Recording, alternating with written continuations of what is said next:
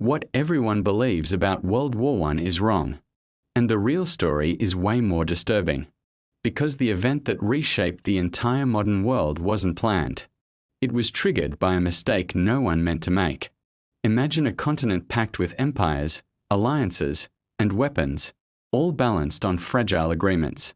One wrong move could collapse governments. Another could drag millions into war. Even the leaders in charge didn't fully understand how close they were to disaster.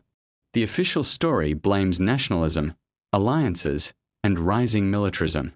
That explanation is convenient. It's also misleading. Because none of those things started the war. The real trigger was something far smaller. A failed assassination that accidentally succeeded hours later. Let me show you what was actually happening behind the scenes.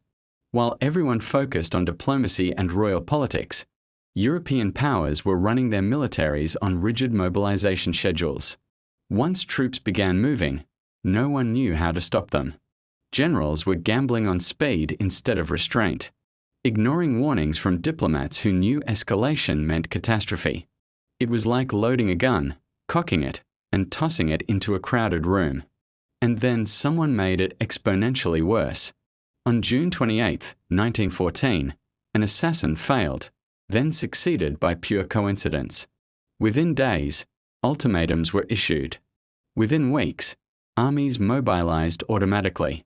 By the time leaders realized what was happening, the machinery of war couldn't be stopped. Millions would die because no one pulled the brakes in time. This is when everything broke. For one brief moment, Europe could have stepped back. Instead, a single approval order turned a regional crisis into the deadliest conflict the world had ever seen. But here's what still affects you today. This accident is why modern borders look the way they do. It's why revolutions exploded, empires collapsed, and even why the conditions for World War II existed. The decision makers moved on. The consequences never did. History's biggest disasters aren't carefully planned. Their systems pushed until one small mistake sets everything on fire.